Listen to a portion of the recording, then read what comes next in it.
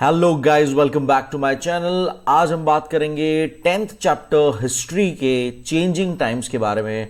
Art section का 10th chapter. अब तक हमने 9 चैप्टर्स देख लिए हैं एंड लास्ट चैप्टर में हमने देखा कैसे आफ्टर पोस्ट मौर्यन पीरियड कैसे अलग अलग राज्य, अलग अलग यहाँ पर इंडिया में जो किंगडम्स थे, अलग अलग जो एम्पायर्स फॉर्म हो रहे थे, उसके बारे में हमने देखा था, जिसमें से सुंगा डिनेस्टी, सतवाहना डिनेस्टी हमने देखी थी। उसी के साथ साथ हमने ये भी जाना था एंड ऑफ द चैप्टर में कि वही पीरियड में, उसी पीरियड में हमारे यहाँ पे अलग अलग फॉरेन इन्वेडर्स आते जा रहे थे। बाहर से कुछ लोग हमारे यहाँ पे इन्वेड करते जा रहे थे, अंदर हमला करते जा रहे थे, कैप्चर करते जा रहे थे।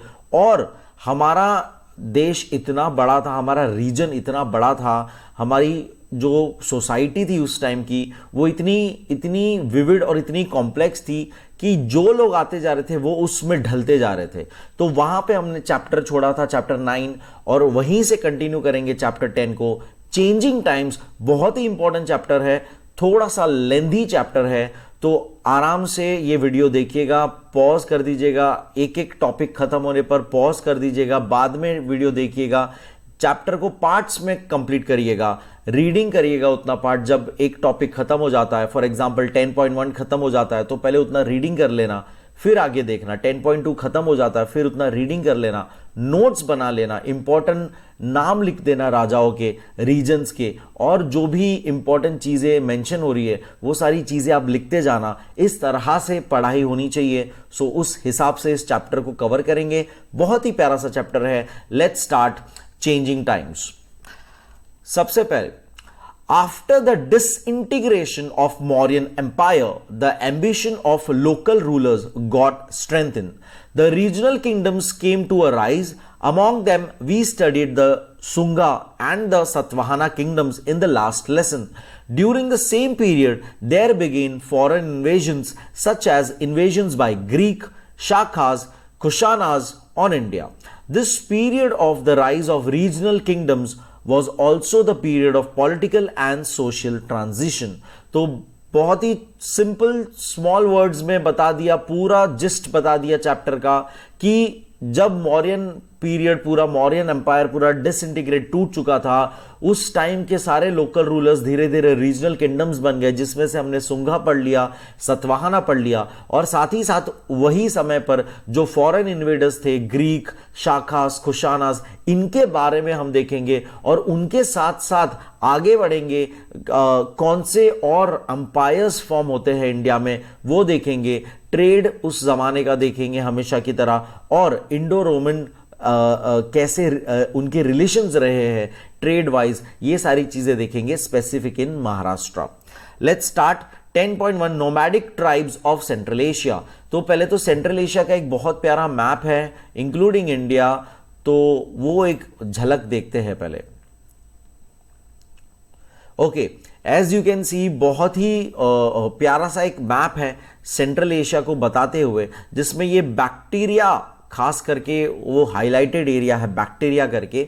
Bacteria kingdom, Greco Bactrian kingdom, Greco यानी ग्रीक वर्ड का ग्रेको हुआ है, ग्रेको बैक्टीरियन किंगडम। ये एक रीजन बहुत इंपॉर्टेंट है हमारे लिए, इसके बारे में काफी इसमें चर्चा होगी। पार्थियन, उसी के ठीक नीचे आप देख सकते हो, साउथ साइड पे, साउथ वेस्ट की तरफ देखेंगे तो पार्थियन किंगडम दिखेगा, और वेस्ट में देखेंगे तो सेल्यूसिड एम्पायर दिखेगा, नॉर्थ की तरफ देखेंगे तो सिथिया करके रीजन का नाम है, और टूवर्ड्स साउथ ईस्ट देखेंगे तो हमारा इंडिया, जहां पर मौर्यन एम्पायर का उन्होंने बताया, यानी मौर्यन एम्पायर के टाइम से धीरे धीरे ये जो सिनेरियो था वहां पे सेंट्रल एशिया में, यहां से अब लोग बाहर से, ये सारे फॉरेनर्स, ये धीरे धीरे इंडिया की तरफ बढ़ेंगे और हिंदकुश की तरफ बढ़ेंगे, और इंडिया की तरफ कैसे वो हमारे सोशल स्ट्रक्चर में आ जाते हैं, ढल जाते हैं, और उनका वहां पर राज चलता है। और जो उस वक्त के राजा, अगर एम्पायर थे अलग अलग, उनके साथ उनका कैसे फाइट होता है, ये सारी चीजें हम इस पर्टिकुलर चैप्टर में देखेंगे। इसलिए चैप्टर का नाम है चेंजिंग टाइम्स। ये हम लोग बिफोर कॉमन इरा से 6-7 सेंचुरी कॉमन इरा तक का पूरा रेंज कवर करने वाले हैं। Let's start. After the death of Alexander, the satrapas appointed by him declared their independent status and they came to be known as Indo-Greek kings. During declining period of Indo-Greek kings, nomadic tribes in Central Asia attacked Bactria. तो 4 line में ही काफी story एकदम fast forward जा रही है। पहले तो Alexander the great पूरा कब्जा करते करते करते हिंद कुश तक पहुंच चुके थे, पूरी तरह से इंडिया तक आ चुके थे। और अब बता रहे कि अलेक्जेंडर जब कब्जा करते जाते थे तो अपने जो आगे बढ़ रहे हैं तो अपने जो कब्जा वाली जगह है, प्रोविंसेस जो है, जिसे सत्रपास कहा जाता है, ये वर्ड को अंडरलाइन कर लीजिएगा, लिख लीजिएगा, सत्रपास कहा जाता है। ये वहां पर वो एक अपॉइंट मिलिट्री ऑफिसर को भी एक सत्रपा करके हम उसको टाइटल देते हैं, मिलिट्री ऑफिसर को अपॉइंट करके जाते थे। अब अलेक्जेंडर की मौत के बाद ये लोग सारे अपने आप को अपने अपने रीजन में खुद के राजा घोषित कर लिया उन्होंने, और वो लोग अब आपस में लड़ने लग गए और वो लोग एक दूसरे की टेरिटरी पे कब्जा करने लग गए। तो इनका पहले तो नाम होता है हमारे हिस्ट्री में इंडो ग्रीक किंग्स, क्योंकि ये पहले तो ग्रीक ओरिजिन के थे और इंडिया क्षेत्र में आ गए थे और वहीं पे वो जनरेशन से थे, तो इंडो ग्रीक किंग्स इनको कहा जाता है। अब इनके डिक्लाइनिंग पीरियड का समय का हम बात करने वाले हैं, यानी इनका वक्त धीरे धीरे खत्म हो रहा था और जो नोमैडिक ट्राइब्स थे, दूसरे nomadic tribes, nomad I hope सबको पता है अभी नोमैड्स क्या होता है। नोमैडिक ट्राइब्स जो यहां वहां भटकने वाले जो ट्राइब्स थे उस जमाने के सेंट्रल एशिया के, उन्होंने बैक्ट्रिया, जो हमने अभी मैप में जगह देखी, बैक्ट्रिया में हमला कर दिया। The tribes of central Asia migrated to India in this period, और वहीं से वो धीरे धीरे इंडिया में माइग्रेट होना चालू हो गए। These migration prove to be important in the political scene in north India in the latter half of 2nd century before common era. The Pahlavas, जिसे हम पार्थियंस, हमने देखा था एक जगह मैप में अभी, पार्थियंस, उनको हम पहलावास कहते हैं। द शाखाज जो हमने रीजन देखा था सिथियंस करके, उनको हम शाखास के नाम से जानेंगे। अटैक्ट नॉर्थ वेस्टर्न रीजन, इन्होंने नॉर्थ वेस्ट रीजन के यहां पे हमला करना चालू कर दिया था।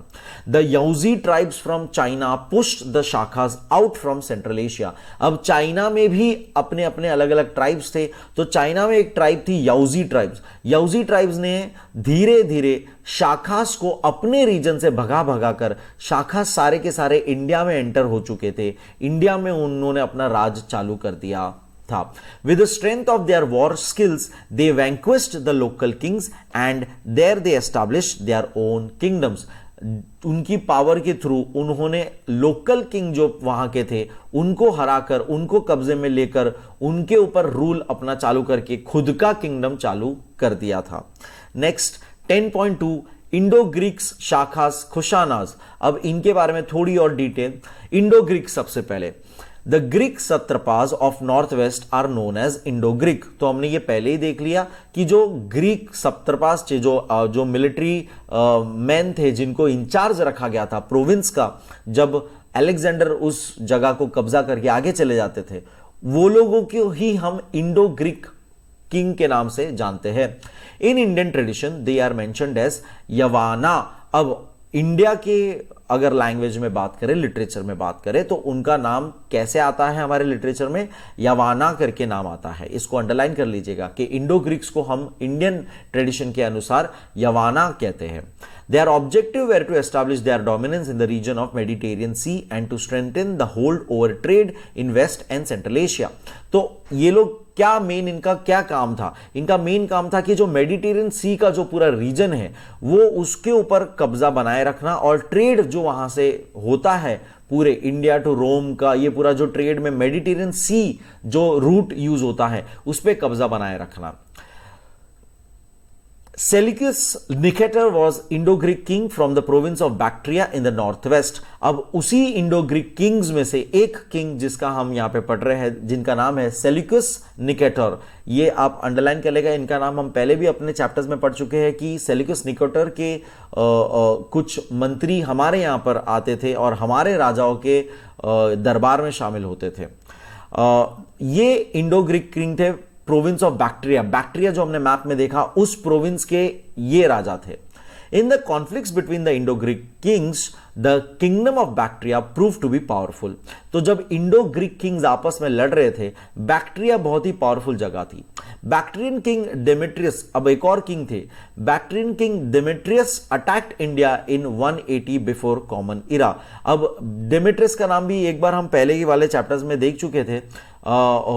एक्चुअली वो चैप्टर हमने कवर नहीं किया हुआ है, जो इन्वेजन का चैप्टर है वो हमें कवर करना है एक बार। सो उसमें ये सारे नाम आते हैं, तभी बहुत ज़्यादा क्लियरली ये आते हैं। सो एक और जो किंग थे डेमेट्रियस, उन्होंने 180 बिफोर कॉमन एरा में हमला किया था इंडिया में। He won over Takshashila. तो तक्षशिला जो जगह है हमारे यहाँ पे, तक्षशिला हमने यूनिवर्सिटी भी हमारी जो हम जहाँ की हम बोलते हैं, तो वहां पर उन्होंने कब्जा कर लिया था। हिज कैपिटल वॉज एट सकाल, करंटली सियालकोट। तो उन्होंने अपना कैपिटल सकाल जो एरिया है, जो रीजन है, उसको बना दिया। During this period the Indo Greek king Eucratides establish an independent kingdom. और एक राजा थे यूक्रेटाइड्स, उन्होंने भी अपने आप को इंडिपेंडेंट किंगडम बोल दिया, उन्होंने भी अपना खुद का राज्य चालू कर दिया। In this way two independent Indo-Greek kingdoms were established in the northwest region। इस तरह से दो इंडिपेंडेंट रीजन हो गए, यूक्रेटाइड्स की और डेमेट्रियस की। There were 40 Indo-Greek kings in total, including two branches established by Demetrius and Eucratides। Total वैसे 40 इंडो ग्रीक किंग्स थे, जिसमें से दो लोग ने अपनी खुद की प्रॉपर ब्रांच बना दी थी। Okay, the only source to know the history of Indo Greeks is there coins. ये सारी चीजें हमें उनके कॉइन्स के थ्रू ही पता पड़ती है, और कोई हमारे पास ज्यादा कोई जानकारी आती नहीं है। Things like emblems, script, portraits on their coins of the kings, images of deities are their gifts to the numismatic tradition of India. तो ये सारी चीजें जो कॉइन्स है, स्क्रिप्ट्स है, ये सारी चीजें हमारे लिए एक गिफ्ट है, क्योंकि ये हमारे लिए एविडेंस है, ये हमारे लिए सोर्स ऑफ हिस्ट्री का काम करता है। इसलिए वो कहा जा रहा है कि ये सारी उन्होंने जो चीजें बनाई थी, अपने राजाओं के इमेजेस बना दिए थे कॉइन्स पे, डिटीज बना दिए थे गॉड्स के, ये सारी चीजें हमारे लिए गिफ्ट है, जो हमें इसके ऊपर हम स्टडी करके आज हम इसके बारे में जान सकते हैं। सबसे पहला अब शाखास की बात करेंगे, जिसे हम सिंथियस जो रीजन था वहां से हम देखते हैं। Shakas came from central Asia. They establish their kingdom by driving out the Greeks of Bactria. अब उन्होंने अपना राज्य कैसे मेंटेन किया, कैसे बनाया, तो उन्होंने जो ग्रीक्स थे, बैक्ट्रिया के जो ग्रीक्स थे, उनको भगा दिया, उनसे लड़कर उनको भगा दिया। Their colony acquired the name Shakastan. अब उनका कॉलोनी का नाम हो गया शकास्तान, शिस्तान के नाम से भी वो जाना जाता है। Maues alias Moga. अब जो राजा थे जिसका नाम था माउस, लेकिन उनको मोगा के नाम से भी जाना जाता था। Moga was the first Shaka king in India. He established the kingdom by conquering the provinces of Gandhara and Punjab. उन्होंने गांधार रीजन और पंजाब रीजन को कैप्चर कर लिया था, इस प्रोविंस को कैप्चर कर लिया था और अपना राज्य बनाया था। Due to the weakness of the succeeding Shaka kings, Pahlava king Gondophernes defeated them and established his rule in India. Now Shaka एक तरफ थी हमारे पास सिथियंस, और जो हमने देखा पार्थियंस यानी कि पहलावास, वो लोग भी साथ में थे, ट्राइब एक। ओके, तो जब आगे जाकर शाखा किंग्स, बहुत ही वीक शाखा किंग्स आने लग गए, यानी जो राज्य पे अपना कंट्रोल नहीं कर सके, उस टाइम पे पहलावा के जो राजा थे, स्पेसिफिकली गोंडोफर्नस, उन्होंने उनको हराकर अपना रूल चालू कर दिया था इंडिया में। एडिशनल इंफॉर्मेशन में बहुत अच्छा एक उन्होंने बताया हुआ है कि शाखा किंग जो रुद्रमन करके थे, उनके बारे में इंस्क्रिप्शन मिलता है, जूनागढ़ इंस्क्रिप्शन, सौराष्ट्र गुजरात में है ये, और प्राकृत लैंग्वेज में लिखा गया है, जिससे हमें यह भी पता पड़ता है कि वो लोग प्राकृत लैंग्वेज को एडॉप्ट किए थे, संस्कृत लैंग्वेज को उन्होंने एडॉप्ट की थी, और उस बेसिस पे यहाँ पे लिखा गया है उनके कैप्चर के बारे में। तो वो जरा रीड कर लीजिएगा, काफी इंटरेस्टिंग सा है। हम चैप्टर वाइज आगे बढ़ेंगे। Although the Shaka rule in Gandhara and Punjab came to an end, अब सिंस पहलावा राजा ने वहां पर हमला कर दिया था, अब शाखा रूल चला गया था, तो हालांकि वे हुआ, some Shaka rulers continue to rule in western India. कुछ लोग भी, कुछ शाखा रूलर्स वेस्टर्न इंडिया की तरफ जो आ चुके थे और अंदर डीप आ चुके थे इंडिया में, वो लोग अभी भी रूल करते थे। The Shaka administrative system was structured after the Achaemenid and Seleucid models. So Achaemenid और सेल्यूसाइड मॉडल्स क्या होते हैं, तो जो ग्रीक राजाओं के जो मॉडल्स थे, यानी कि प्रोविंस बना दो, प्रोविंस में एक मिलिट्री हेड रखो, सत्रपीस जिसे कहते हैं, और उस बेस पे कंट्रोल रखो पूरा। तो ये शाखा लोग ने भी ऐसा ही अपना स्ट्रक्चर बनाया कंट्रोल का। The state was divided into various satrapies यानी provinces and Mahakshatrapa, a military official, was appointed for each satrapi. These satrapis were further divided into subsections and a satrapa was appointed on each of it. तो बहुत ही simple भाषा है, बहुत ही simple way में बता रहे हैं कि कैसे बड़े रीजन को एक स्टेट बनाया जा रहा है, स्टेट को डिस्ट्रिक्ट बनाया जा रहा है, स्टेट लेवल पे स्टेट मिनिस्टर और डिस्ट्रिक्ट लेवल पे डिस्ट्रिक्ट मिनिस्टर। इस लॉजिक में आपको समझना है कि सत्रपीस यानी प्रोविंसेस, उसका एक हेड मिलिट्री ऑफिशियल, और फिर सत्रपीस के अंदर सब सेक्शन सत्रपास, उसमें हैंडल करने के लिए एक सिंगल अगेन आर्मी ऑफिसर या समथिंग पावरफुल पर्सन को रखा जा रहा था। These satrapas were permitted to engrave their own inscriptions and also issue coins. It seems that they had considerable autonomy. तो अब इंपॉर्टेंट बात इससे हमें यह पता पड़ती कि जो इंडिविजुअल सत्रपास बनते जा रहे थे, जो हेड बनते जा रहे थे, उनको छूट थी पूरी तरह से अपने नाम के कॉइन्स चलाने की, अपने नाम के इंस्क्रिप्शंस लिखवाने की और वो सारी चीज करने की। तो ये ऑटोनॉमी, ये जो उनको पावर दिया था खुद का कंट्रोल का, ये इसके थ्रू हमारे पास बहुत सारे अलग अलग ग्रीक, इंडो ग्रीक किंग्स और ये सभी रूलर्स वगैरह के कॉइन्स हमें मिलते हैं। You would like to know भी अगेन एक सिंपल सा शाखास के बारे में बताया कि वो लोग नोमैडिक पेस्टोरियल्स थे, उनके वो अच्छा खासा हॉर्स वगैरह वॉर फाइटिंग वगैरह जानते हैं एंड स्विफ्ट अटैक्स करते थे एंड उन लोग इतना इंपॉर्टेंट मानते थे हॉर्स और ये सारी चीज़ों को कि मरने के बाद वो साथ में ही उसे गाड़ देते थे। तो अगेन ये भी आप रीड कर लीजिएगा। दैट वॉज अबाउट शाखास, जो सिंथियंस जो थे उनके बारे में। Let's talk about Kushanas, another major power जो आएगा खुशानाज। After coming to Bactria from Central Asia, the Kushanas captured the Indo-Greek kingdoms. तो अब ये भी सेंट्रल एशिया से आया हुआ एक ट्राइब था जिन्होंने बैक्ट्रिया में आते वक्त वहां के ग्रीक किंगडम्स पे कब्जा कर लिया, इंडो ग्रीक किंगडम्स पे कब्जा कर लिया। As an effect of their contact with the Greek is reflected in some traits of Kushana culture, और इसीलिए हमें उनके कल्चर के अंदर ग्रीक कल्चर का थोड़ा मिश्रण मिलता है। After pushing the Shakas out to south, और इन्होंने ही शाखास को धीरे धीरे पूरी तरह से भगा दिया था वहां से, बैक्टीरिया से। Under the leadership of Kujula Kadphises, the Yozi groups came together and the Khujula Khatfis brought them to northwest India from the Hind Kush mountains. तो हमने ऊपर ही देखा था चाइना के ट्राइब यौजी ट्राइब ने शाखास को हटाया था। तो ये शाखास को हटाने वाले यौजी ग्रुप अकेले नहीं थे, उसके पीछे लीडरशिप थी खुजुला खटफिस की, जो एक खुशाना रूलर थे। उन्होंने यौजी ग्रुप को साथ में लेकर शाखास को, सारे शाखास को भगा दिया वहां से, और वैसे करके शाखास हमारे यहाँ पे इंडिया में एंटर कर दी थी। और इस तरह से उन्होंने, खुशानाज ने धीरे धीरे पूरा राज्य हिंद कुश माउंटेन्स तक पूरा आ चुके थे। He declared himself as the king of Bactria, और उन्होंने खुद को बैक्ट्रिया का राजा घोषित कर दिया। With this the Kushana rule were establish up to Kabul Kashmir, और इसी के साथ उनका रूल वहां पर एस्टैब्लिश हो जाता है काश्मीर तक। We get this information from Chinese records, Greek and Roman literature. हमें ये सारी बातें कैसे पता है? तो हमने चाइनीज रिकॉर्ड्स में भी पढ़ी है क्योंकि याउजी ट्राइब इसमें इंक्लूड है, ग्रीक और रोमन लिटरेचर में भी इनकी बातचीत लिखी गई है।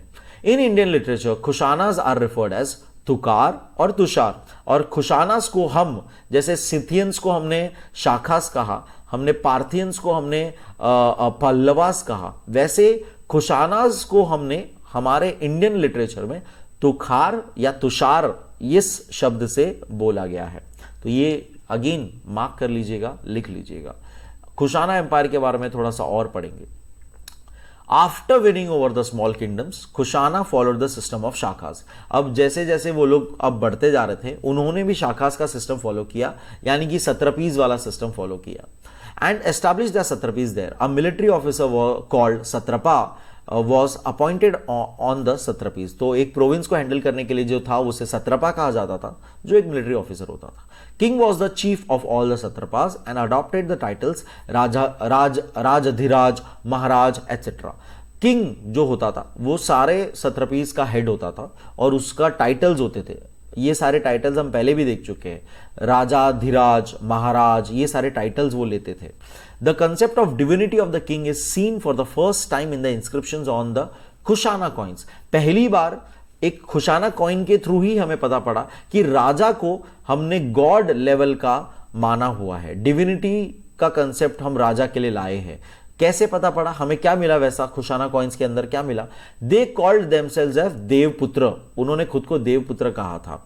तो देवपुत्र यानी सन ऑफ गॉड, यानी कि वो कहते हैं कि राजा लोग गॉड के एंसेस्टर्स है, ऐसा इनका कंसेप्ट था। तो ऐसी बातें पहली बार खुशाना कॉइन्स के थ्रू हमें पता पड़ती है।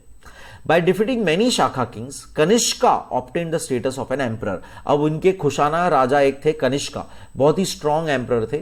उन्होंने बहुत सारे राजाओं को हराने के बाद अपने आप को महाराज अधिराज टाइटल्स के ऊपर एम्परर का टाइटल दे दिया, यानी किंग ऑफ किंग्स वाला टाइटल होता है emperor. He built the Kushana Empire from Kabul to Pataliputra and from Kashmir to Malwa. तो अब ये पूरा एक रेंज दे दिया हमें फिर से, काबुल से पाटलिपुत्र, कश्मीर से मालवा तक का पूरा रेंज नॉर्थ इंडिया कवर हो गया उसके अंदर। He is said to have attacked China twice। इन्होंने चाइना पे 2 बार अटैक किया था। From Central Asia it was difficult to administer over the far extended empire। और सेंट्रल एशिया से उतने बड़े एम्पायर पे कब्जा करना, थोड़ा एडमिनिस्टर करना, कब्जा करना नहीं, अपनी पावर मेंटेन करते रहना थोड़ा सा मुश्किल था। Hence an intermediate administrative centre was the need of the movement. इसीलिए एक ऐसी जगह चाहिए थी जहां से हर जगह पर कब्जा प्रॉपर, कंट्रोल प्रॉपर मेंटेन किया जाए। इसीलिए हेंस कनिष्का एस्टैब्लिश 2 कैपिटल्स, उन्होंने 2 कैपिटल अपने रख दिए। वन एट पुरुषपर, पेशावर जो है आज का करंट पेशावर जो जगह है, एंड अदर एट मथुरा, दूसरा कैपिटल उन्होंने मथुरा में किया। तो उन्होंने 2 कैपिटल्स कर दिए, क्योंकि एक कैपिटल जो सेंट्रल एशिया की तरफ था, वहां से पूरा इतना जो इंडिया, नॉर्थ इंडिया पूरा कंट्रोल करना मुश्किल पड़ रहा था, इसलिए उन्होंने 2 कर दिया, मथुरा और Peshawar. Kanishka had organise the 4th Buddhist council in the vihara at Kundalvan in Kashmir. तो हमने थ्रू आउट अभी जितने भी हमने अलग अलग एम्पायर्स देखे, स्टार्टिंग फ्रॉम मौर्यन एम्पायर की बात कर लो, उसके पहले की, तो जो बुद्धिस्ट काउंसिल्स होती थी अलग अलग, तो ये 4th बुद्धिस्ट काउंसिल कनिष्का ने की थी विहारा जगह कुंडलवन में, कश्मीर में। Okay, the Kushanas had adopted the Indian culture. अब इन्होंने इंडियन कल्चर को पूरी तरह से अडॉप्ट कर लिया था, इसीलिए बुद्धिज्म भी उनके अंदर आ चुका था। This is obvious from the name of the last Kushana king. ये हमें बहुत ही ऑब्वियस बात लगती है कि उन्होंने इंडियन कल्चर को अडॉप्ट किया था। कैसे? क्योंकि उसके लास्ट राजा जो थे, खुशाना एम्पायर के जो लास्ट राजा थे, उनका नाम था Vasudev. During his period the decline of Kushanas begin. और वासुदेव के जब टाइम आया राज्य का, तभी ही धीरे धीरे उनका पावर डिक्लाइन होते गया, खुशानास धीरे धीरे खत्म होते गए। The Kushana empire disintegrated into pieces and the various satraps became independent. और हमेशा की तरह वही हुआ, जो अलग अलग सत्रपास बने थे उन्होंने अपने आप को अकेला घोषित कर दिया राजा, और धीरे धीरे खुशाना एम्पायर पूरी तरह से टूट चुका था। The Kushana rule existed in the province of Punjab and Gandhar till 4th century Common Era। और पंजाब गांधार में इनका जो बचा कुचा रूल था वो 4th सेंचुरी तक लास्ट देखने मिला था, उसके बाद देखने नहीं मिला था। इसी तरह से हमने काफी दो इंपॉर्टेंट राज्य देख लिए। नेक्स्ट गुप्ता एम्पायर की बात करेंगे। वेरी इंपॉर्टेंट गुप्ता एम्पायर, और मेजर जो चंक है चैप्टर का गुप्ता एम्पायर के बेस पे ही है। The history of Gupta empire indicates that the process of transformation of small state into a mighty empire. छोटे छोटे स्टेट्स बड़ा सा एक एम्पायर बन जाता है, ये ट्रांसफॉर्मेशन देखने मिलता है गुप्ता एम्पायर के थ्रू। श्रीगुप्त ये मेन फाउंडर थे, अंडरलाइन कर लीजिएगा, मार्क कर लीजिएगा, लिख लीजिएगा। Shrigupta was the founder of Gupta dynasty. His title Maharaj indicates that he was a feudatory. तो अब इससे हमें एक और बात पता पड़ती कि महाराज जब आता है, इसका मतलब महाराज के ऊपर एक और कोई कंट्रोल कर रहा है। भले वो एक पर्टिकुलर रीजन का महाराज बने हुए हैं, लेकिन इट मीन्स कि वो कहीं ना कहीं वो किसी के अंडर ही आते हैं ऐसे। सो हमें ये पता पड़ता ही वॉज अ फ्यूडेटरी। फ्यूडेटरी यानी वो किसी को उनको टैक्स देना पड़ता था, किसी की उनको सुनना पड़ता था। तो ये चीज हमें पता पड़ती from the title Maharaj. His son Ghatotkacha also uses the same title, और उसके जो बेटे थे श्रीगुप्त के घटोत्कच, उन्होंने भी महाराज टाइटल लिया था। इसका मतलब वो भी फ्यूडेटरी थे। उनको भी किसी और राजा को जो उनसे बड़े हैं, एम्परर होंगे उस टाइम के, उनको पैसे, कॉइन्स, ये सारी चीजें या जो वो मांगे वो देना पड़ता होगा। इसलिए फ्यूडेटरी सिस्टम चल रही थी उस टाइम की। Gupta kings same title which means during his period also the Gupta kings were feudatories. Chandragupta one is given the credit of expanding the Gupta rule and transforming it into an empire। अब जो राजा था, छोटा सा राज्य था वो, जिसके वो लोग महाराज थे, अब महाराज अब एम्परर की जगह पे जाएगा। कब? जब चंद्रगुप्त वन जो उनके बेटे थे, घटोत्कच के जो बेटे थे, उन्होंने क्या किया, गुप्ता रूल को बढ़ा दिया और एक एम्पायर बड़ा क्रिएट कर लिया, Gupta rule. The title added to his name, title Maharajadhiraj, king of kings, Maharajadhiraj. तो अब चंद्रगुप्त ने अपने नाम के आगे टाइटल क्या, महाराज नहीं लगाया, महाराजाधिराज, यानी किंग ऑफ किंग्स, बहुत सारे राजाओं के राजा। Gives an idea of the increasing status of the Gupta kings. Chandragupta I had married Kumar Devi who belonged to Licchavi clan. तो उस जमाने में जब हमने ये देखा हुआ है कि पावर बढ़ाने का आज भी ऐसा होता है, पावर बढ़ाने के दो तरीके, या तो आप वॉर करके उनके ऊपर कब्जा कर लो जबरदस्ती, या तो आप शादी का रिश्ता मेंटेन कर लो और उसका पूरा रीजन भी आपका हो जाएगा। तो लिच्छावी क्लैन जो हम पहले से पढ़ते आए अभी तक, वहां की कुमार देवी से इन्होंने शादी कर अलायंस बना दी और अपने आप को और पॉलिटिकली स्ट्रॉन्ग कर दिया। This matrimonial alliance prove to be politically beneficial for the Gupta dynasty. His portrait with Kumara Devi is seen on a coin issued by him. तो कॉइन पे एक हमें देखने मिलता है, दोनों का पोर्ट्रेट बना हुआ हमें देखने मिलता है। His rule was spread over in the regions of Magadha, Saket जो अयोध्या में पड़ता है, and Prayag. King Samudragupta was the most brilliant, valiant and benevolent ruler of this dynasty। अब अगर इस डिनेस्टी यानी गुप्ता डिनेस्टी की बात करें तो सबसे बेहतरीन जो राजा थे वो समुद्रगुप्त थे, चंद्रगुप्त के बेटे समुद्रगुप्त थे। Samudragupta's ambition was to rule entire India as a unified empire। अब समुद्रगुप्त बहुत ही ब्रिलियंट, बहुत ही स्ट्रांग राजा थे और बहुत ही उनके विजन इतना था कि उन्होंने सोचा मैं पूरे इंडिया पे रूल करूंगा और पूरा एक यूनिफाइड, एक सिंगल रूल करूंगा मैं पूरा। उनका टाइटल था, his title Sarvarajochchhetta on his coins. उनका ये जो टाइटल था, ये टाइटल कहता है कि वो सारे दूसरे राजा को डिफीट कर देंगे, हरा देंगे। तो ये इनका टाइटल उन्होंने अपने कॉइन्स पे डाला था। Means the annihilator of all kings, सारे राज अलग अलग जो किंग्स है उनको डिस्ट्रॉय कर देंगे। प्रूव्स दिस, ये उस बात का सबूत है। Samudragupta first conquered neighbouring kingdoms. तो सबसे पहले तो उन्होंने आसपास के अपने नेबरिंग किंगडम्स पे कब्जा कर लिया। After the conquest in the north he carried out expedition in the south to conquer the southern kingdoms. धीरे धीरे सारा नॉर्थ पहले अपने कब्जे में लेकर साउथ की तरफ वो बढ़ चुके थे। During that the rule of Vakatakas, अब साउथ में उस टाइम पे वकाटाकास का रूल चलता था, was strong in the southern reason. यानी पूरा जो हमारे महाराष्ट्र मध्य प्रदेश एक्चुअली पकड़ के, मध्य प्रदेश महाराष्ट्र रीजन से पूरा नीचे जो एक रीजन था वहां पे वकाटाकास का रूल काफी था और वो उनके साथ उनका वॉर चालू हो गया। Samudragupta could include the southern part up to the region of Kanchi under his dominance, except the Vakatakas। तो वकाटाकास वाला रीजन छोड़ के उन्होंने पूरा रीजन कैप्चर कर लिया था कांची तक का। The rulers of this region beyond his conquered area began his feudatories। और कॉमन सेंस है, जिस जगह पर कोई भी कब्जा करता है तो वहां पर कब्जा करने के बाद, वॉर होने के बाद एक्चुअल में क्या होता है, वहां का लोकल राजा जो जिसने कब्जा किया है उसको वो अपना लाइक मेन राजा मानता है। ओके, तो इसमें करना क्या होता है, जैसे कि पहले श्रीगुप्त और घटोत्कच ने दूसरे किसी राजा को कुछ ना कुछ टैक्स भरा, कुछ कॉइन्स दिए, कुछ ना कुछ जो भी चीजें वो मांगते थे, देते थे, उनकी बातें सुनते थे। वैसे ही अब जब समुद्रगुप्त जो एम्परर बन चुके थे, उन्होंने जब दूसरे छोटे राज्यों पे कब्जा किया, वहां के राजा लोग उनको वो सारी चीजें देते थे, कॉइन्स देते थे, फूड देते थे, जो वो बेसिकली मांगे उनको वो टैक्स एज अ टैक्स पे करना पड़ता था, इसलिए उसे फ्यूडेटरी सिस्टम अगेन कहा जाता है। By obtaining tribute from this kings, इन राजाओं से वो ट्रिब्यूट लेते थे, he made them accept his sovereignty, और उनको बदले में वो सोवेरेनिटी देते थे, यानी कि आप उतना अपना रूल चलाइए लेकिन आपको मेरे लिए एक तरह से मेरे अंडर आप हो, लेकिन आप अपना इतना रूल चला सकते हो। आफ्टर दिस ग्रेट कॉन्क्वेस्ट, जिसे हम दिग्विजय कहते हैं, ये सारे शब्द हम पहले भी देख चुके हैं कि जब हम ग्रेट कॉन्क्वेस्ट पे निकलते थे तो दिग्विजय टाइटल वो होता था। Samudragupta perform Ashvamedha sacrifice and proclaimed himself as Chakravarti king. तो ये भी हम जानते हैं कि अश्वमेधा क्या होता है।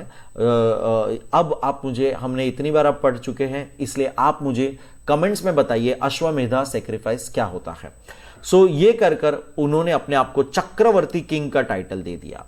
शाखास, Kushanas and the kings in Sri Lanka accepted the suzerainty of the Guptas. इन सब, अब उस टाइम पे जो शाखास थे, कुशानास थे, उन सब लोग, वो सब लोग अब गुप्ता एम्पायर के अंडर आ चुके थे, समुद्रगुप्त के अंडर आ चुके थे, और सबने उनको अपना महाराज, एम्परर माना हुआ था। सुजेरेनिटी ऑफ गुप्तास यानी कि उनका उन्होंने रूल एक्सेप्ट कर लिया था।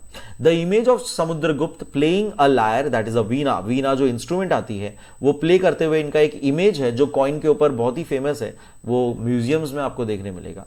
On his coins indicates that he was a pattern of art. इससे हमें पता पड़ता है कि वो आर्टिस्ट भी थे।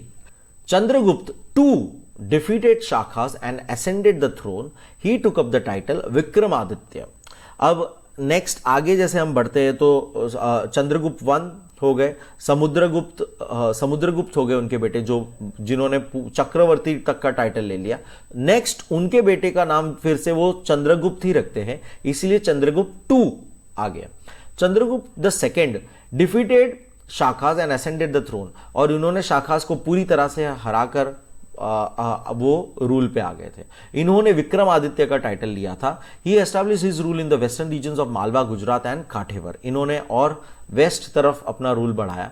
Due to this the areas on the west coast also came under the dominance of the Guptas. तो इसी के साथ साथ गुजरात और पूरा जो वेस्ट कोस्ट आता है महाराष्ट्र के साइड का, वो पूरा इनके कब्जे में, उनके अंडर आ गया। They entered in the trade carried out in the west, और वहां पे आना मतलब क्या, कोस्ट रीजन पे ट्रेड होती है, रोमन्स के साथ ट्रेड होती है, तो वो अब उनका रीजन हो गया, ट्रेड अब उनके कब्जे में आ चुका था। Later Chandragupta crossed Hindu Kush and brought the north western provinces under his control. आगे जाकर वो हिंदकुश तक क्रॉस कर नॉर्थ वेस्ट प्रोविंस भी अपने अंडर लेके आते हैं, यानी काफी बड़ा, काफी वास्ट उन्होंने गुप्ता एम्पायर को बना दिया था। In this manner, he established a sovereign state encompassing the entire North India. He gave his daughter Prabhavati in marriage to the Vakataka king Rudrasen II and created congenial relations with the Vakatakas in the south. और Vakatakas जो थे, जो जिनको एक वो कब्जा नहीं कर पाए थे, आगे जाके चंद्रगुप्त ने स्मार्ट प्ले ये किया, चंद्रगुप्त टू ने स्मार्ट प्ले ये किया, उनकी बेटी जो थी प्रभावती, उसका हाथ शादी में वकाटका के राजा रुद्रसेन टू को दे दिया, और उसी के साथ वकाटकास के साथ भी उनका अच्छा खासा हो गया मेंटेन रिलेशंस, और बहुत ही वास्ट गुप्ता एम्पायर आपको देखने मिलता है इस मैप के अंदर। पूरी तरह से आप देखिए, पूरा हिंदकुश माउंटेन क्रॉस करते हुए उस तरफ चला गया, इंदस वैली, जो इंदस रिवर दिख रहा है आपको, वहां से लेकर पूरा नीचे आप टूवर्ड्स तमरालिप्ती, टूवर्ड्स करंट आसाम की तरफ का रीजन देखिए, एंड फिर गुजरात, सोपारा, महाराष्ट्र, वेस्ट कोस्ट उनके अंडर आ चुका था पूरा का पूरा। ये पूरा रीजन उन्होंने अपने कब्जे में ले लिया था। वकाटका का रीजन, जैसे कि मैंने आपको बताया, महाराष्ट्र, मध्य प्रदेश, साउथ पूरा जो रीजन है वकाटका रीजन था, जिनके साथ इन्होंने आगे जाकर अपनी बेटी की शादी कराकर ये रीजन को भी अपने फेवर में कर लिया। During the period of Kumaragupta son of Chandragupta two, अब चंद्रगुप्त टू के बेटे नेक्स्ट कुमारगुप्त जो थे, उनके टाइम पे हुना invasions in India became. Kumaragupta with held the attacks of Huns. अब हुना भी एक और ट्राइब है, उनका अटैक चालू हो चुका था इंडिया में, और वो कुमारगुप्त ने अच्छा खासा अपने आप को अपने राज्य को बचाया। After Kumaragupta the succeeding kings prove to be incapable of protecting their kingdom. और कुमारगुप्त तक तो बात कंट्रोल में थी, लेकिन उसके बाद जो राजा आए अलग अलग गुप्ता डायनेस्टी में, वो इतने पावरफुल नहीं थे, और धीरे धीरे वो किंगडम अगेन हमेशा की तरह जैसे होते आया है डिसइंटीग्रेट हो गया, धीरे धीरे टुकड़ों में बट गया। Finally their kingdom was disintegrated into many small kingdoms. यहां बहुत प्यारा से एक बक्से में बताया कि चंद्रगुप्त टू इतने like again a patronage of scholars थे अपने फादर की तरह, इसलिए उनके यहाँ पे 9 रत्न अलग अलग कौन थे उनके कोर्ट में, उसके बारे में डिटेल दी है, जिसमें से एक वेरी इंपॉर्टेंट कालिदास जो थे वो उनके ज़माने में उनके कोर्ट में मौजूद थे। तो ये अगेन आप पढ़ लीजिएगा just for your information and just for fun. Now moving ahead, अब उस टाइम का हम थोड़ा सा state administration and social life देखेंगे। The Gupta period is considered as the classical age of Indian history. अब इस एज को हम classical age of Indian history कहते हैं, इनफैक्ट गोल्डन पीरियड भी कहते हैं उस टाइम का हम, golden period of history.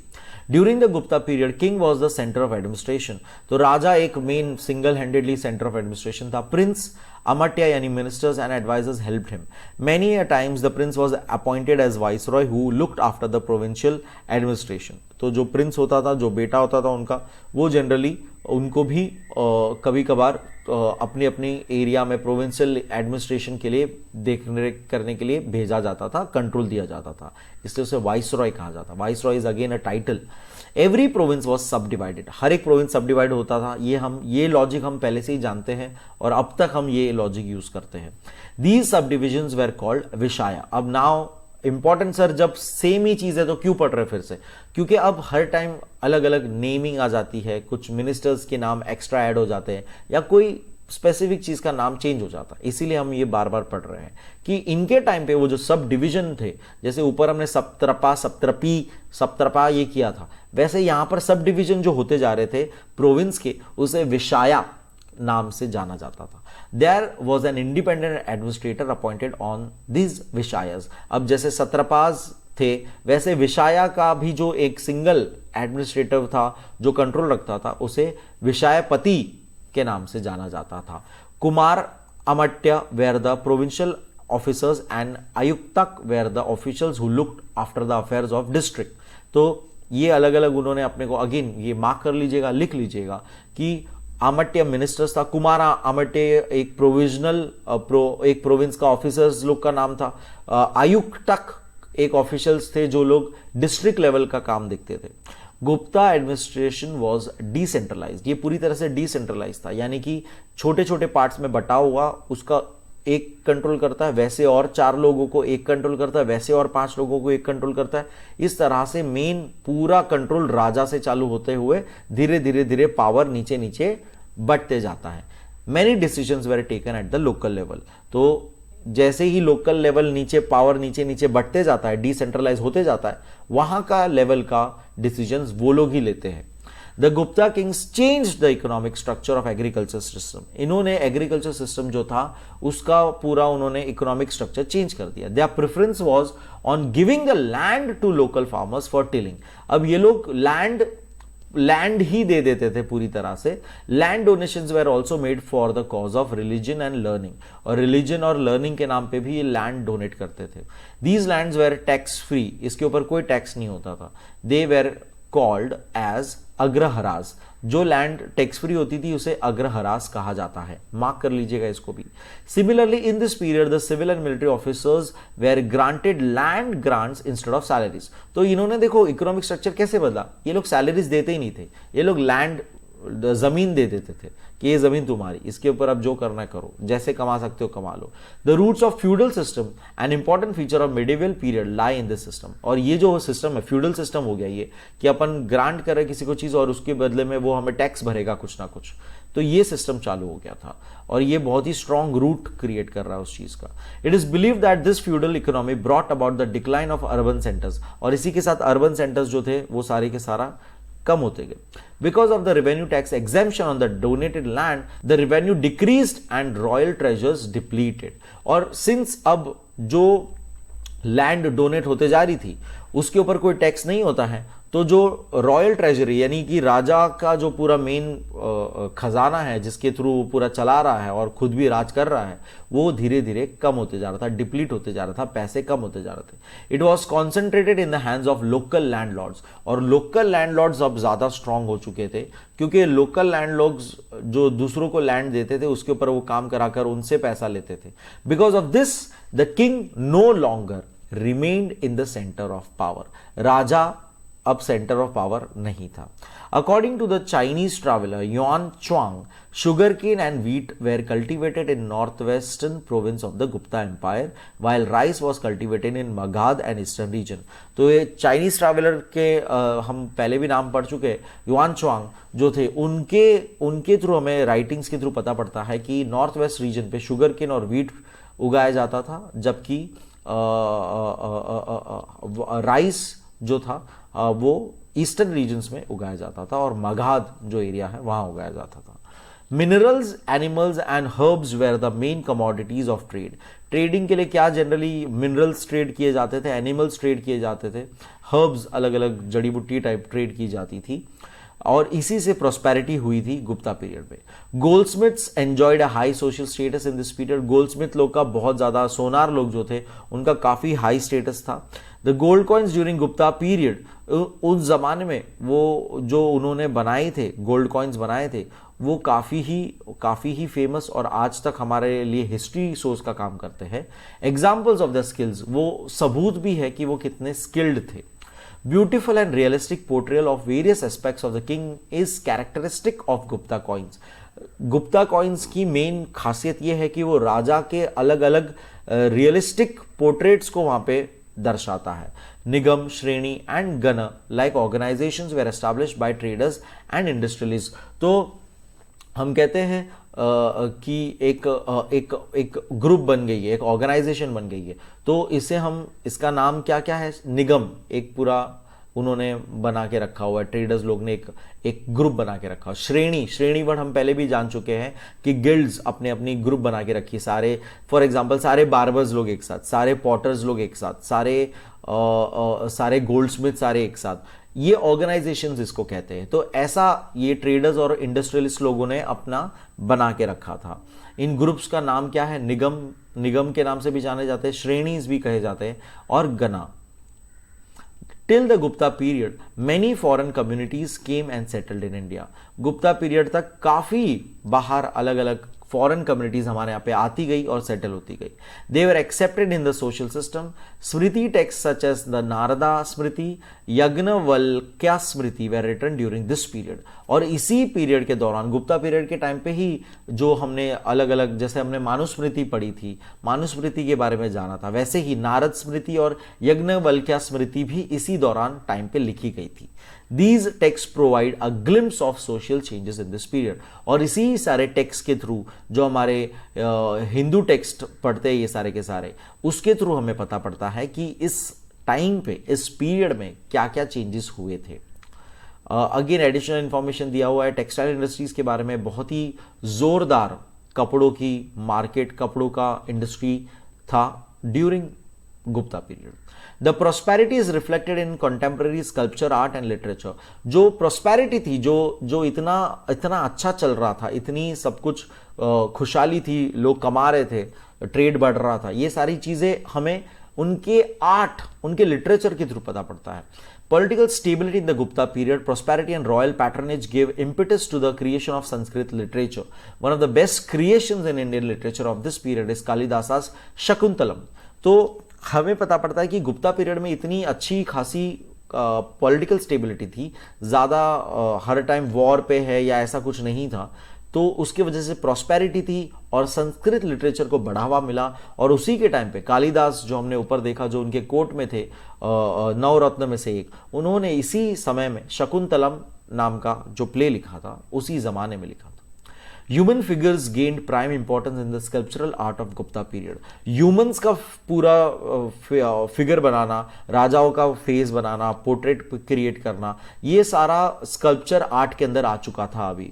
Human sculptures images of deities were created during this period. Sculptures providing to belonging to this period are found at many places such as Sarnath, Devgarh, Ajanta.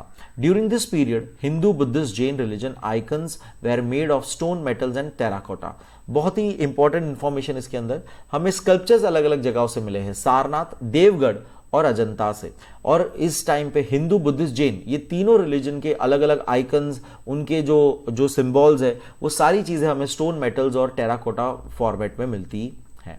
During this period the foundation of Indian temple architecture was laid down. और ये वो जमाना है जब Indian temple का एक दौर चालू हो चुका था। आर्किटेक्चरल फीट मानी जाती थी टेम्पल क्रिएट करना, temple banana. Use of dressed stones became common during this period. The earliest remains of temples of Gupta period are found in places like Sanchi, Bhumra, Deogarh.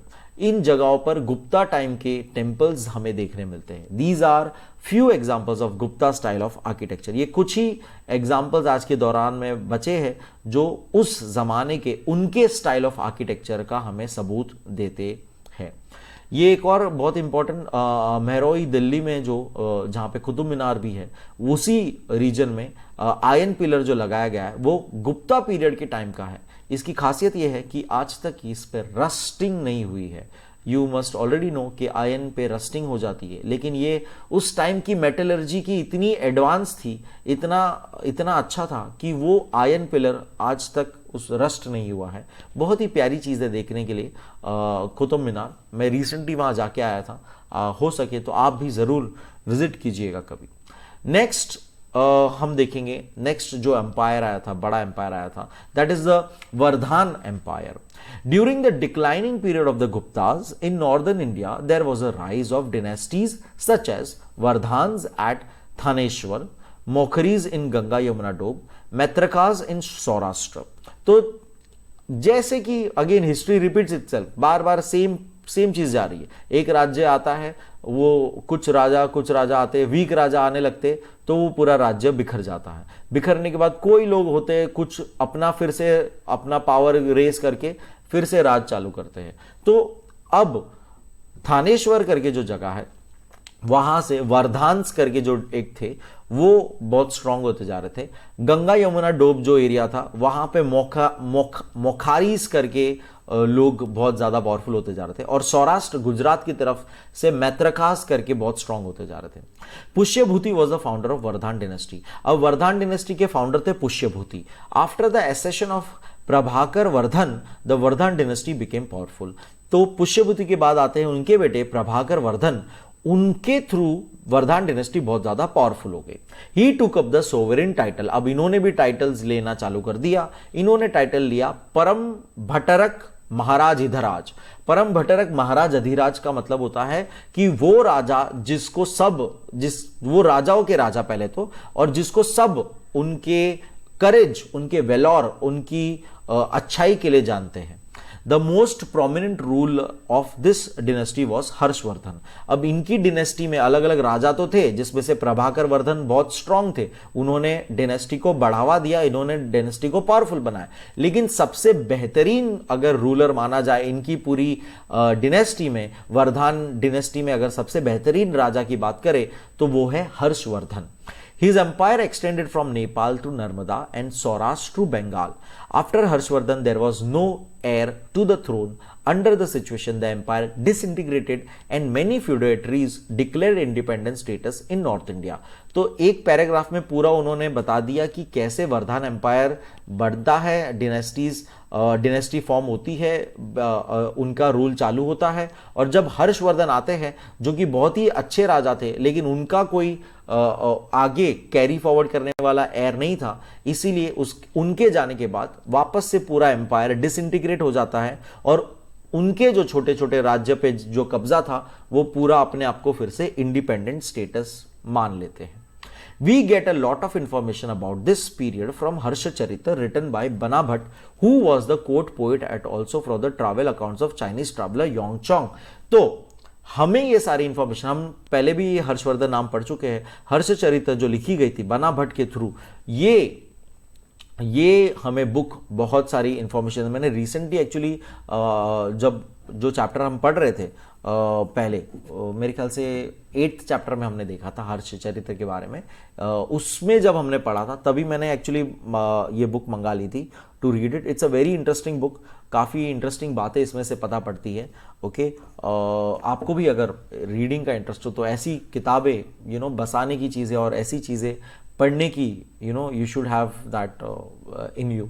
तो coming back to the topic, that Harshacharita जो बना भट्ट ने लिखी थी वो उसके through हमें काफ़ी information मिलती है, बहुत वेरियस किंग्स के बारे में डायलॉग्स और काफ़ी कुछ इस बुक में मौजूद है, काफ़ी इंटरेस्टिंग चीज़ें हैं।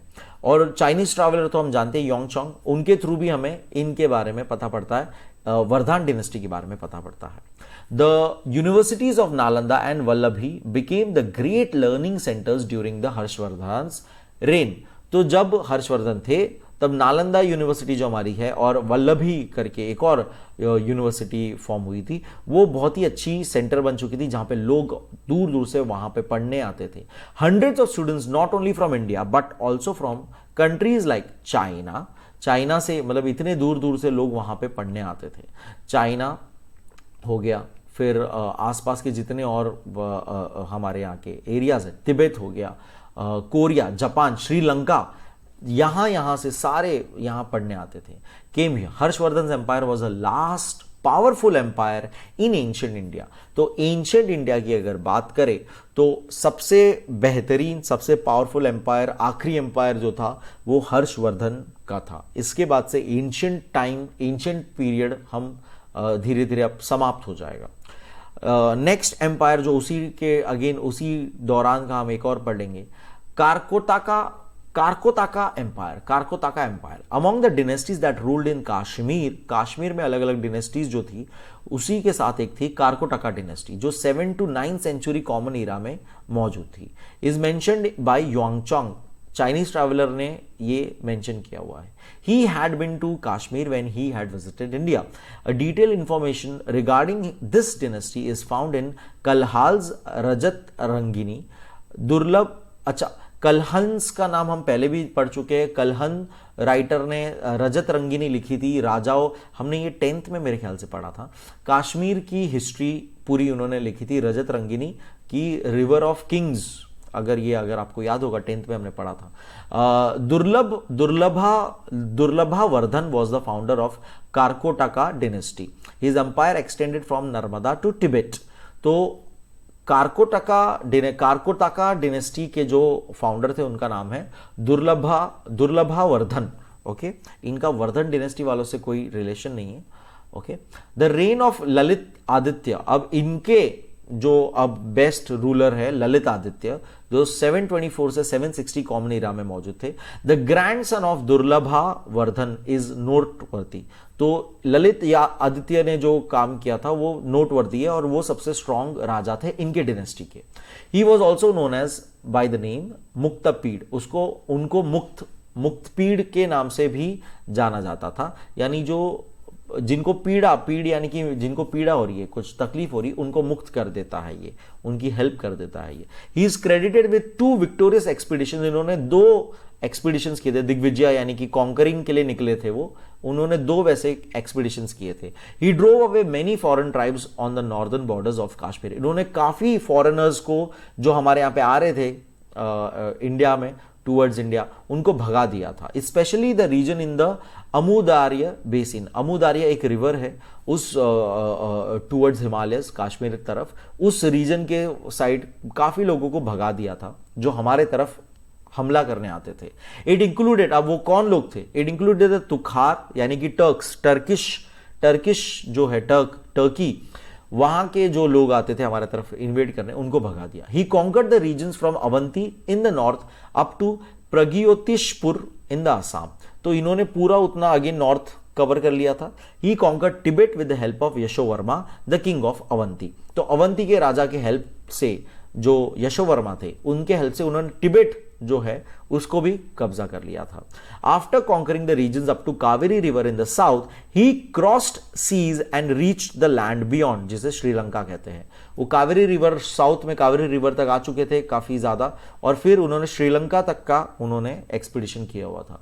This is mentioned by Kalhan. ये कल्हान जो राइटर थे कश्मीर के, उनके थ्रू हमें, उनकी राइटिंग के थ्रू हमें ये पता पड़ता है, which suggests that Lalit Aditya had extended his empire from Tibet in the north to the river Kaveri in the south. Lalit Aditya's empire is comparable to the Gupta empire. अगर Lalit Aditya empire का range और strongness माने तो Gupta empire जितना ही वैसा था, बड़ा सा। Lalit Aditya was a devotee of Vishnu. He built the Martand temple. इन्होंने मार्तंड टेम्पल, सन टेम्पल है ये, मार्तंड टेम्पल यानी सन का ही एक, सन लॉर्ड का ही नाम है। मार्तंड टेम्पल बनाया था, जो कि करीब 1300 के आसपास डिस्ट्रॉय कर दिया गया था। एक सुल्तान, I forgot the name, Mir Jahan something कुछ तो नाम था सुल्तान, उन्होंने डिस्ट्रॉय कर दिया था Martand temple, the sun temple. He set up the city of Lalitpur. इन्होंने ललितपुर सिटी जो है वो बनाई थी। लतपुर जो आज का है झीलम रिवर के यहाँ पे, माना जाता है ये वही ओल्ड ललितपुर यही होगा। ही बिल्ड बुद्धिस्ट विहाराज एट हुश्कापुर। इन्होंने बुद्धिस्ट विहार मतलब बुद्धिस्ट मॉन्क के रहने के बंदोबस्त भी बनाए थे अलग अलग। 10.7 पे आ गए हम लोग। बहुत ही जल्द हमारा टॉपिक अच्छा खासा कवर हो चुका है।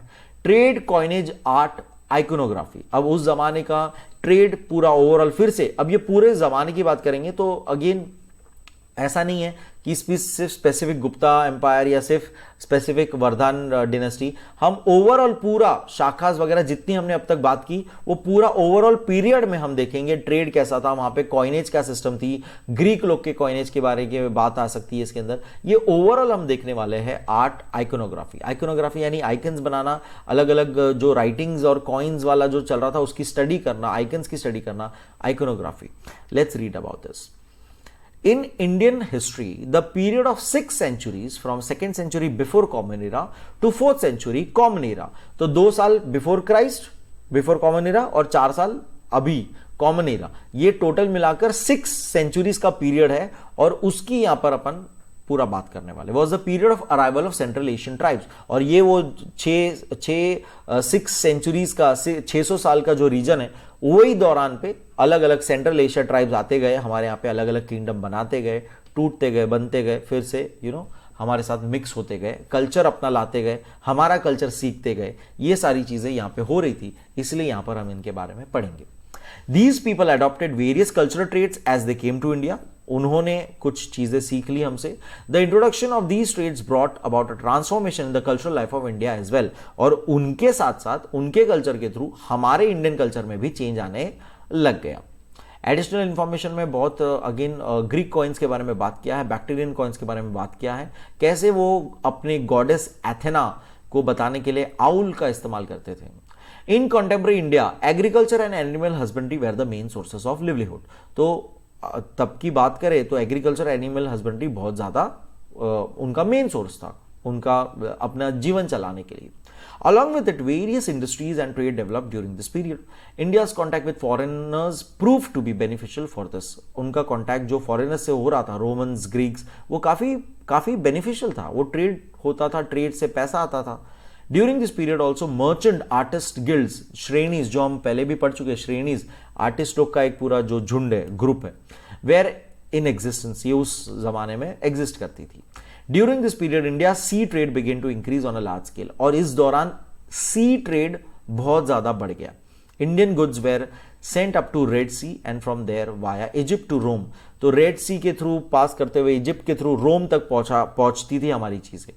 From India, animals such as tiger, lion, monkey, birds such as parrot, peacock, wool, silk, muslin, cotton cloth, ivory, pearls, spices, sandalwood, medicinal herbs, diamonds, precious stones, other luxury items were exported, and from other countries, goods such as lead, copper, glass, silver, gold, wines, etc. were imported. तो ये इतना paragraph बहुत important है, पूरा mark कर लीजिएगा, पूरा लिख लीजिएगा। एक्सपोर्ट क्या क्या करते थे, इंपोर्ट क्या क्या करते थे। जानवर अलग अलग हम एक्सपोर्ट करते थे, lion, tiger, monkey, birds, peacock, कपड़े अलग अलग तरह के रेसे, textile fibres, wool, silk, medicinal herbs, diamonds, ये सारी चीज़ें हम एक्सपोर्ट करते थे, जबकि हम मंगाते क्या थे बाहर से, glass, silver, gold, wines, copper, ये सारी चीज़ें हम इंपोर्ट करते थे। Due to this trade the flow of gold coins was constantly coming in India and hence India became prosperous. और ये सारा सब कुछ गोल्ड में हम डील कर रहे हैं, इसलिए गोल्ड कॉइन्स के थ्रू हम सोने की चिड़िया जो थी इसीलिए बन चुके थे। The portraits of kings and images of deities were inscribed on the gold coins of the Bactrian Greeks. तो हमने उनके थ्रू सीखा, बैक्टीरियन के जो ग्रीक्स थे उनके थ्रू सीखा कि वो अपने कॉइन में अपना इमेज बना देते हैं, अपने कोई गॉड का इमेज बना देते या अपना इमेज बना देते, तो ये स्टाइल चालू हो गया। There was a great impact of Greek and Roman coins on the coins of Shaka and Kushana rulers. तो ये तो हम पहले से ही जानते हैं कि शाखा खुशाना के जो रूलर्स थे वो बहुत ज्यादा इंस्पायर थे ग्रीक और रोमन से, इसलिए उनके कॉइन्स और जो बने उनमें भी उन्होंने वो स्टाइल यूज किया हुआ है। The use of Kharoshthi script is seen on the Shaka coin. Now Kharoshthi script, जैसे हमने अलग अलग स्क्रिप्ट हमें पता है, प्राकृत लैंग्वेज की अलग अलग स्क्रिप्ट है, वैसे खारोस्टी स्क्रिप्ट एक स्क्रिप्ट है, एक लैंग्वेज जो वो राइट टू लेफ्ट लिखी जाती है, जैसे उर्दू उल्टी लिखी जाती है, उल्टा लिखते हैं जैसे हम, वैसे खारोस्टी स्क्रिप्ट वैसे उल्टी लिखी जाती है। वो स्क्रिप्ट में शाखा कॉइन्स में आपको देखने मिलेंगे। The coins of this period indicate the mixed impact of Greeks, Indian and Persian cultures. The Kushana kings depicted Indian deities on coins. They brought in circulation the copper gold coins with the image of Shiva. तो खुशाना king लोग ने पहले तो deities यानी कि God के अलग अलग इमेज बनाना चालू किया, जिसके अंदर शिव जी का इमेज उन्होंने अंदर कॉपर कॉइन्स और गोल्ड कॉइन्स में बना दिया। Kushana coins are also found in the border regions of India and China. There were political relation between Kushanas, तो पहले तो ये चाइना की तरफ भी हमें मिले हैं सारे के सारे, और इनके पॉलिटिकल उनके साथ ताल्लुकात थे चाइनीज रूलर्स के साथ। The legends on the Kushana coins found in Central Asia are in Prakrit language. तो जो हमें कॉइन्स के ऊपर इंफॉर्मेशन मिलती है वो प्राकृत लैंग्वेज में मिलती है, जो कि खारोस्ती स्क्रिप्ट में लिखी गई है, उस टाइम की Prakrit one of the Prakrit language हो गई। This evidence indicates that people speaking Prakrit language were also staying outside the Indian subcontinent. इससे हमें यह पता पड़ता है कि इंडिया के बाहर जो लोग, कुछ लोग रह रहे थे, वो लोग भी प्राकृत लैंग्वेज का इस्तेमाल कर रहे थे। अब तक हमें लग रहा था कि प्राकृत लैंग्वेज सिर्फ इंडियन सबकॉन्टिनेंट में यूज हो रही है, हमारी लोकल रीजनल वर्नाक्युलर लैंग्वेज है वो, ऐसा हमें लगता था। लेकिन हमें इस कॉइन के थ्रू हमें यह पता पड़ता है कि ये बाहर, इंडियन सबकॉन्टिनेंट के बाहर भी कुछ लोग रहते हैं जो प्राकृतिक लैंग्वेज में बात करते हैं। The Gandhara region had become a melting pot of Indian, Greek, Roman, Persian and Shaka cultures.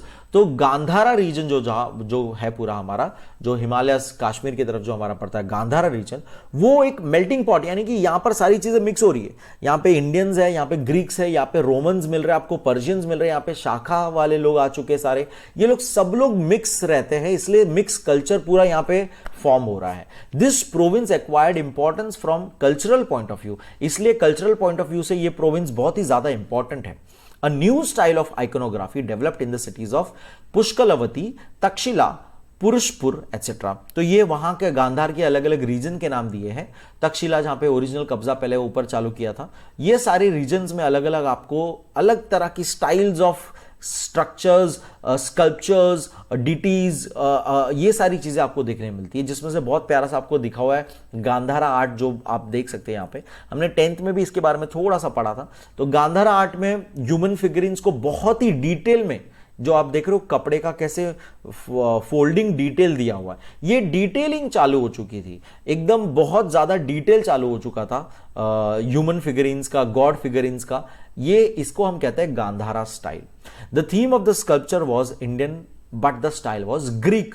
और ये हमने किससे सीखा? ग्रीक वालों से सीखा, क्योंकि ग्रीक वाले ह्यूमन फिगरिन्स बहुत ही ज्यादा स्ट्रांग, बहुत ही स्पेसिफिक, यानी हाथों की एक एक वीन्स, एक एक नसों को वो डिजाइन करते थे स्कल्पचर के अंदर। इतना स्पेसिफिक ग्रीक वाले काम करते थे। उससे इंस्पायर होके हमने ये हमारा वाला चालू कर दिया था, जिसे हम गांधारा स्टाइल कहते हैं।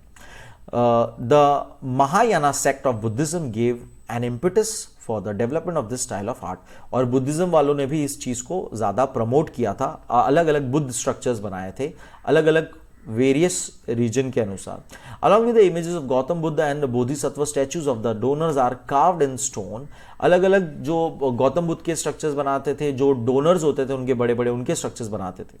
But this style remain limited to the parts of north west India. ये नॉर्थ वेस्ट इंडिया तक ही लिमिटेड रहा। In the icons of Gandhara style there was more emphasis on physical beauty. जैसे कि मैंने बताया कि फिजिकल ब्यूटी पे बहुत ज्यादा वो लोग बारीकी से काम करते थे। During the same period Mathura and Varanasi style of art developed. साथ ही साथ मथुरा और वाराणसी का एक अलग ही आर्ट फॉर्म चलते जा रहा था। The images of Gautama Buddha were completely Indian in nature. पूरी तरह से इंडियन थे, दिखने में ही इंडियन स्ट्रक्चर दिखता था गौतम बुद्ध का। जबकि जो गांधारा स्टाइल में हम देखेंगे वो थोड़ा सा अलग, थोड़ा सा लगते थे कि फॉरेन स्टाइल का उनके ऊपर डाला गया है। तो ये अलग अलग वे में गौतम बुद्ध को जो बताया जा रहा है उसकी यहां पे हम बात कर रहे हैं। Mathura was an important centre of Indian art of sculpture. Mathura भी एक बहुत इंपॉर्टेंट सेंटर था। Portrait sculptures is the feature of Mathura style of art. The statues of Kushana kings, Vima, Takshama and Tanishka are examples of the portrait sculptures. तो तनिष्का जो राजा हमने ऊपर पढ़ा था, खुशाना के बहुत पावरफुल राजा जो थे, उनका पोर्ट्रेट स्कल्पचर हमें पूरा देखने को मिलता है। Similarly images of Saraswati, Vishnu, Surya, Shiva, Kartikeya were created for the first time during this period. पहली बार शिवा, सरस्वती जी, ये सबके मूर्ति, प्रॉपर मूर्ति हमें देखने मिलते हैं। The sculpture art during Kushana period was an indication of innovation in the history of Indian sculpture. तो खुशाना पीरियड के दौरान ये सब हो रहा था, तो ये हमने एक इनोवेशन देखा, कि एक चेंज देखा कि कैसे स्कल्पचर हम लोग इतना स्पेसिफिकली पूरा डिजाइन करके पर्सनल टच देते हुए पूरा बना रहे थे। During this period, there was an effort of imprinting the reflections of then society. तो उस सोसाइटी में, उस जमाने में जो चल रहा था उसको बताना चाहते थे लोग, इसको कैप्चर करना चाहते थे लोग।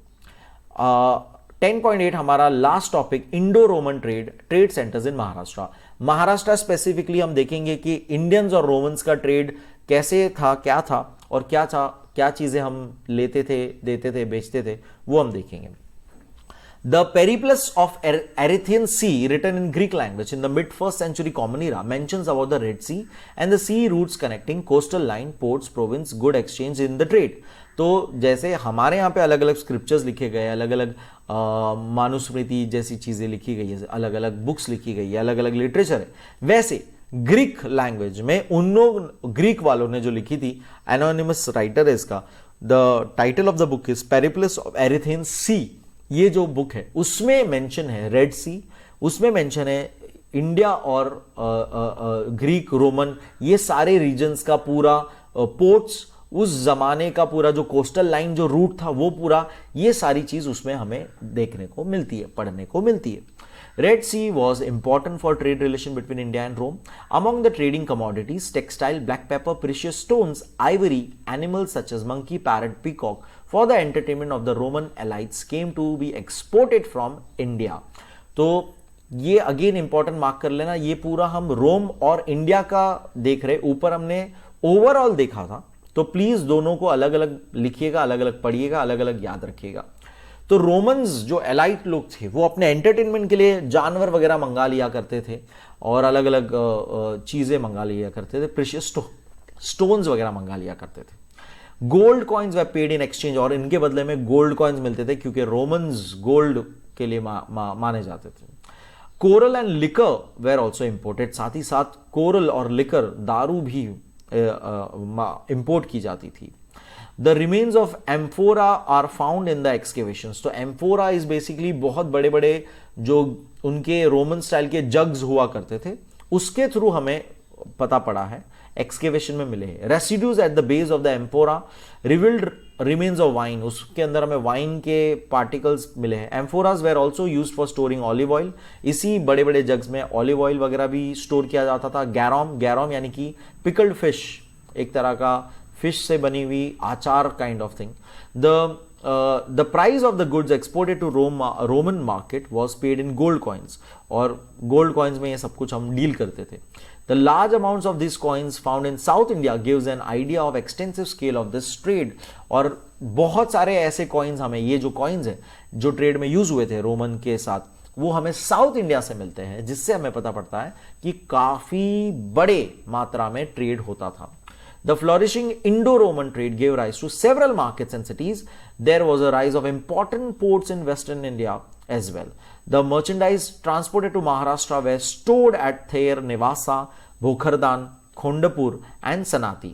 तो बहुत इंपॉर्टेंट सिटीज और सब कुछ डेवलप होते जा रहा था, क्योंकि ट्रेड डेवलप होते जा रहा था, ट्रेड इंक्रीज होते जा रहा था, मार्केट्स फ्लोरिश हो रहे हैं, तो ये सब कुछ डेवलप होते जा रहा है। और जो जो चीजें आ रही है पोर्ट पे महाराष्ट्र में, वो सब कुछ इन जगहों पे स्टोर किया जाता था, थेर, नेवासा, बोखरदान, खोंडापुर एंड सनाती। ये आज के महाराष्ट्र और कुछ कर्नाटका और आंध्र प्रदेश रीजन में पड़ते हैं रीजन ये सारे। द पोर्ट्स ऑफ सोपारा यानी Nala Sopara, the Sopara and Kalyan were important centres of Indo Roman trade. तो ये बहुत इंपॉर्टेंट पोर्ट्स थे, सी पोर्ट्स थे जहां पर सारा माल उतारा जाता था। Excavations at the archaeological sites have brought forth the evidence trade in the form of Roman pottery. हमें रोमन पॉटरी, जो हमने अभी बात की, जो जग है बड़े बड़े एम्फोरा, उसके थ्रू हमें एविडेंस के थ्रू पता पड़ता है कि ये लोग इसके साथ डील करते थे। And redware, the replicas of Roman coins are also found in excavations in South India. Along with the increase in trade, the Buddhist centers were established at places such as Dharnikot, Amravati and Nagarjunikonda. तो साथ ही साथ ये सब Roman coins के हम replica, हम लोग कॉपी बना रहे थे, वैसे ही कॉपी कर रहे थे रोमन कॉइन्स जैसा, ये सारी चीजें मिली है। और साथ ही साथ साउथ इंडिया में बुद्धिस्ट सेंटर्स भी बनते जा रहे थे इन जगहों पे, Dharanikota, Amaravati and Nagarjunakonda. In the next lesson, we are going to study about the ruling powers in South India. तो साउथ इंडिया में जो अलग अलग पावर्स थे, जो वकाटाका वगैरह जो हमने देखे ऊपर कुछ नाम, पहले से इंट्रोडक्शन हमारा हो गया उस चीज का, उनके बारे में हम नेक्स्ट चैप्टर में पढ़ेंगे, kingdoms in south India, chapter number 11। I hope आपको चैप्टर 10 बहुत अच्छी तरह से, बहुत पूरी तरह से समझा है। एंड लाइक करिए, सब्सक्राइब करिए, शेयर करिए। Keep liking, keep sharing and keep smiling guys. Thank you, bye.